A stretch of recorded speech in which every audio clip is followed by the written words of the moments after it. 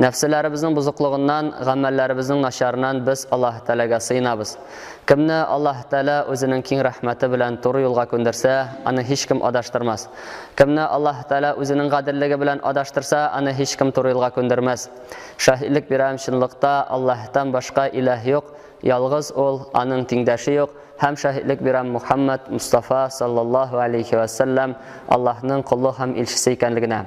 Аңа, аның әһле бәйте, сахабаларга, табигиннәргә һәм туры юлдан баручы барча мөмин мусламаннарга Аллаһ Тәгаләнең сәламе, рәхмәте ва баракаты булса иде. Аллаһ Раббыбыз үзенең хикмәте белән, үзенең билеме белән кешеләрне төрле итеп халык кылды.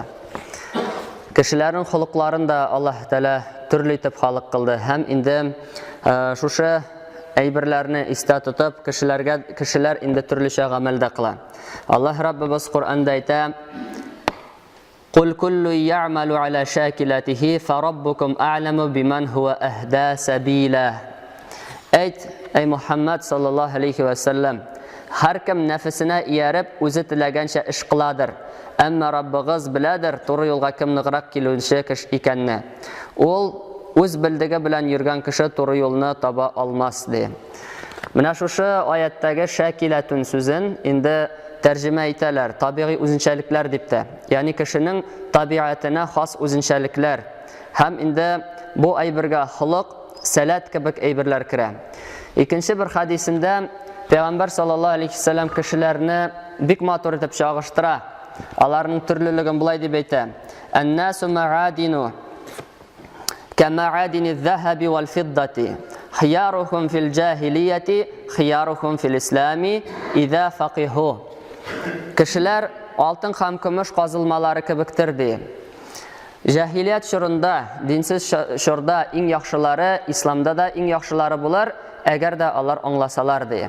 Монда инде диннең асылларын, хикмәтен аңласалар, алар диндә дә иң яхшы кешеләргә әйләнер ди. Менә монда инде Пәйгамбәр саллаллаһу алейхи ва саллямның шушы маадину дип, менә шушы файдалы казылмалар белән инде чагыштыруы да бер хикмәт. Монда инде берничә файданы алырга була, кешеләрне файдалы казылмалар дип әйтүе дә һәрбер кешенең инде җәмгыять өчен кирәк икәнлеген дә әйтә. Һәм менә шушы инде алтын, көмеш һәм инде күмер казылмалары кебек, рудалары кебек инде аерылган кебек, кешеләр дә аерыла һәм һәрберсе үз урынында бик кирәк икәнлеген Пәйгамбәр саллаллаһу алейхи ва саллям инде ассызыклый. Һәм инде бер кешегә бирелгән сәлат, бер кешегә бирелгән мөмкинлекләр икенче кешегә бирелмәскә мөмкин. Һәм әлбәттә менә шушы сәләтләрне күрер өчен, шушы сәләтләрне дөрес юлга юнәлдерер өчен, тәрбияләр өчен бик күп сабырлык һәм инде тырышлык таләп ителә. Расулуллаһ саллаллаһу алейхи ва саллям үзенең сахабаларында менә шушы үзенчәлекләрне күрә иде. Һәм инде аның тәрбиясе астында бөтен дөньялыкка, бөтен кешелеккә үрнәк булырдай буыннар үсеп чыкты. Шул ук Пәйгамбәр саллаллаһу алейхи ва саллям аркылы үткән Абу Бәкр радиллаһу анху, Гумар, Госман, Гали, Мус'аб ибн Гумайр, яисә анда Абу Убайда ибн аль-Джаррах кебек кешеләр. Һәм инде һәр берсен Пәйгамбәр саллаллаһу алейхи ва саллям инде анда булган үзенчәлекне күреп, ул аны тәрбияли алды. Һәм шулай итеп, Абу Бәкр радиллаһу анху бу дөньядан ваз кичүне, бу дөньяда шушы гаделлекне урнаштыруны, Аллаһ Тәгаләгә һәм аның диненә ныклап бәйләнүне инде күрсәтә иде. Гумар радиллаһу анхуны бөтенебез дә беләбез бит инде гаделлекнең теге шагылышы иде. Гали радиллаһу анху ул бик нык батыр иде. Һәм инде шушы сахабалар арасыннан ул инде аерылып торадыр, фикх, ягъни шушы динне аңлавы белән аның инде чыгарган хөкемнәре шул хәтле төптән ул инде чагыштырып, инде иҗтиһад кылып шушы хөкемнәрне чыгара ала иде. Усман радиллаһу анху ул инде уялшанлыгы белән, шушы тақвалыгы белән бик нык аерылып тора иде.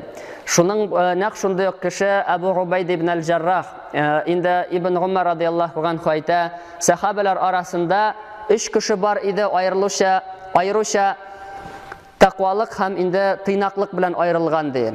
Ул Госман ибн Гаффан, ул Абу Убайда ибн аль-Джаррах һәм Абу Бәкр ас-Сиддиқ радиллаһу анху мәҗмәгин. Менә шушылар иде ди. Һәм инде ләкин кирәк вакытта аларның менә шу оялшанлыгы, хак сүзне әйтергә, гаделлекне урнаштырырга кылмаучаламый иде.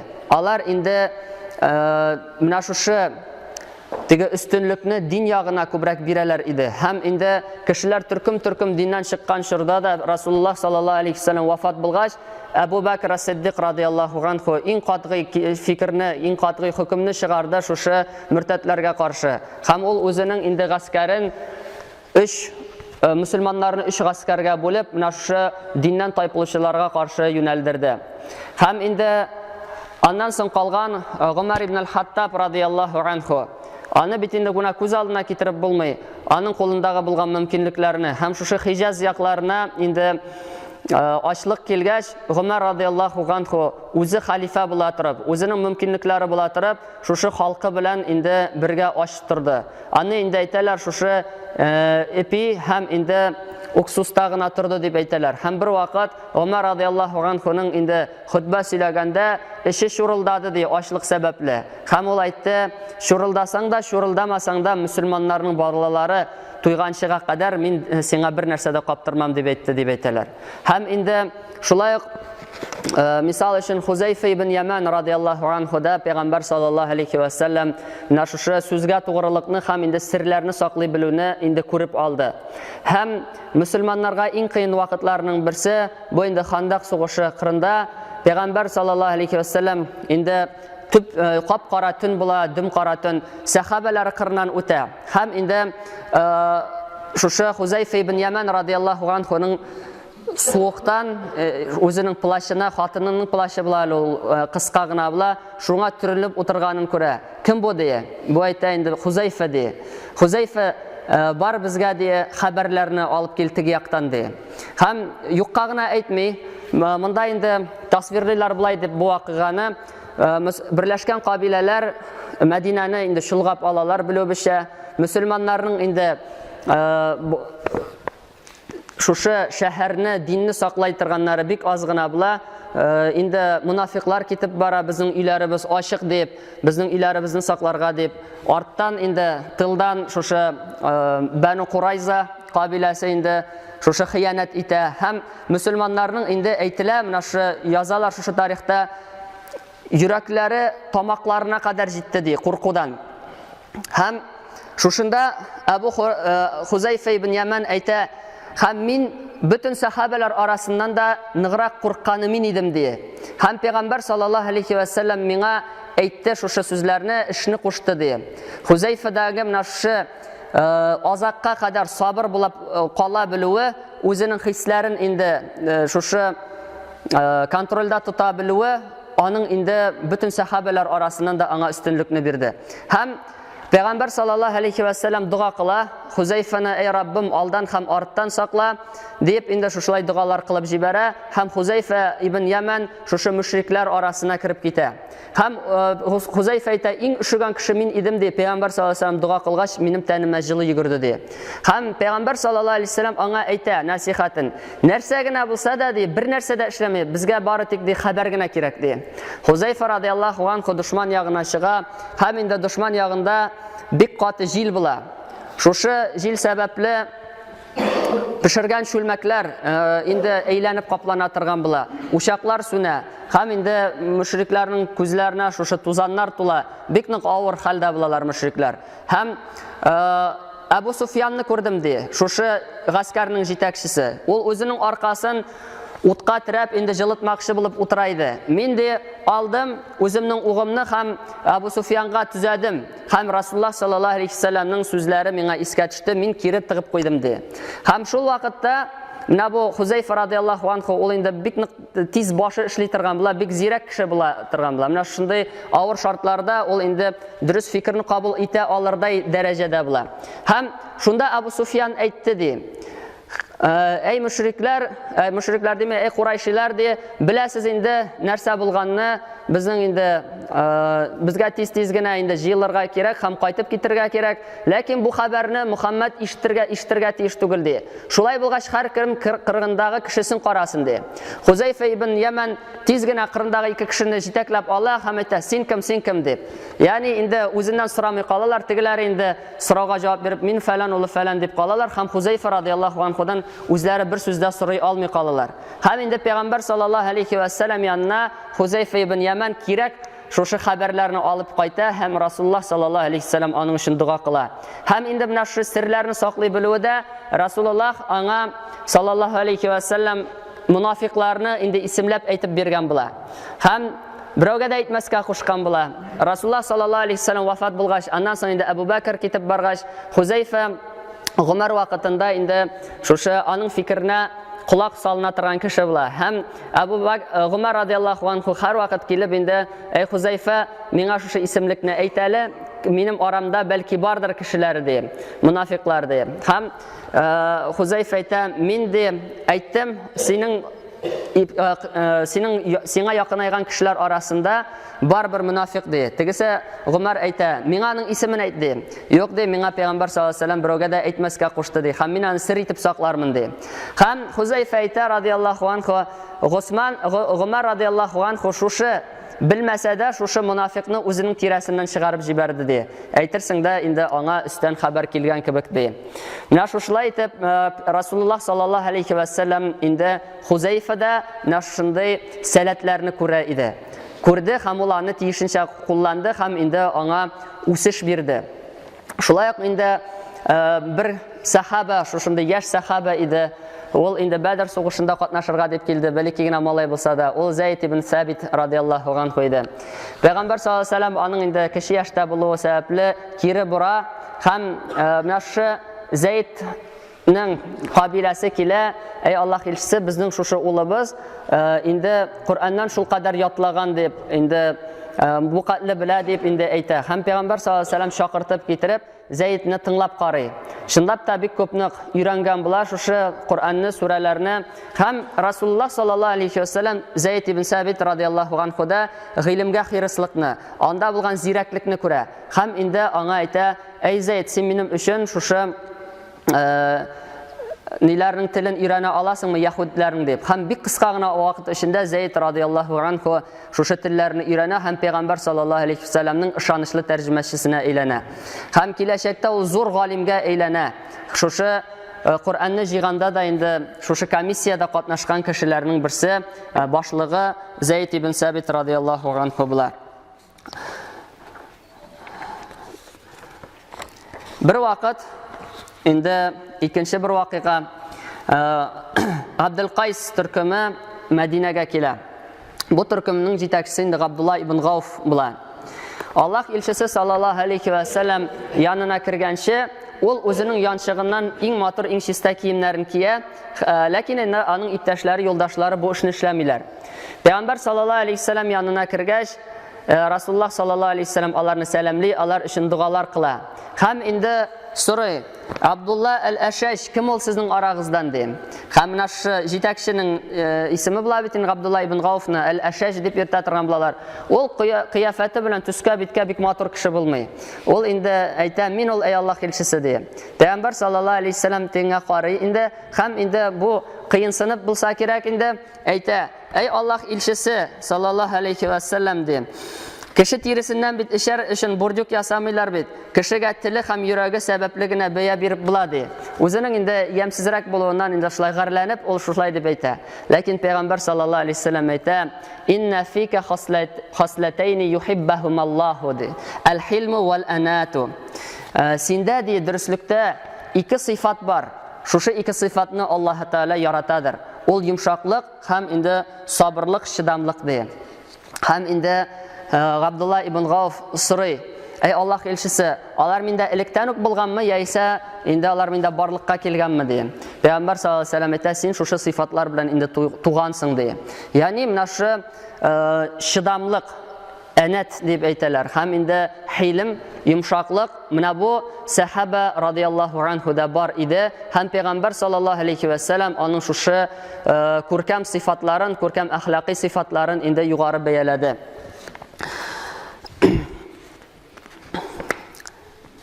Әлбәттә, инде менә шушы яшь кешеләрнең сәләтләрен табып, аларны үстерер өчен билгеле бер шартлар да тудырырга кирәк. Ибн Гумар радиллаһу анһума сөйли торган була. Бу инде Гумар радиллаһу анһуның улы Габдулла. Бер вакыт без Пәйгамбәр саллаллаһу алейхи вассалам белән бер сәяхәткә чыктык ди. Һәм мин әтием Гумарның яшь бер дөясенә утырдым.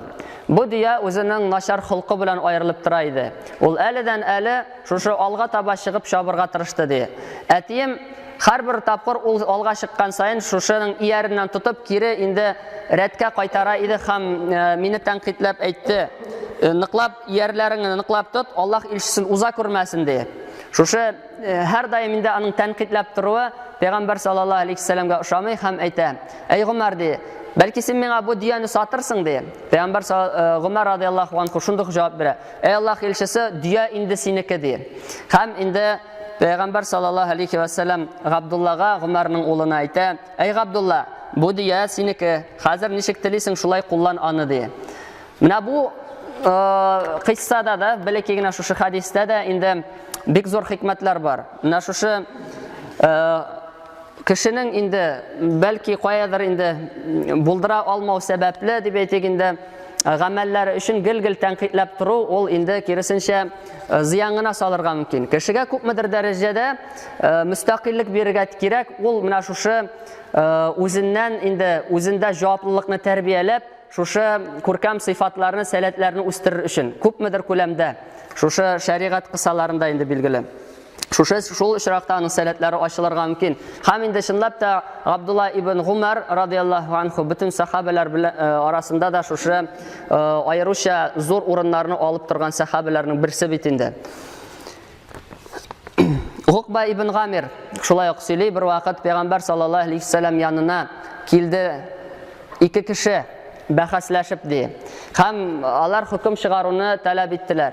Һәм миңа Пәйгамбәр саллаллаһу алейхи вассалам әйтте: "Әй Уқба, тор һәм менә шушы кешеләрнең бәхәсләрен шиш" ди. Пәйгамбәр саллаллаһу алейхи вассаламга Уқба ибн Гамир җавап бирә: "Әй Аллаһ илчесе, син генә хөкем итәргә хаклы бит" ди.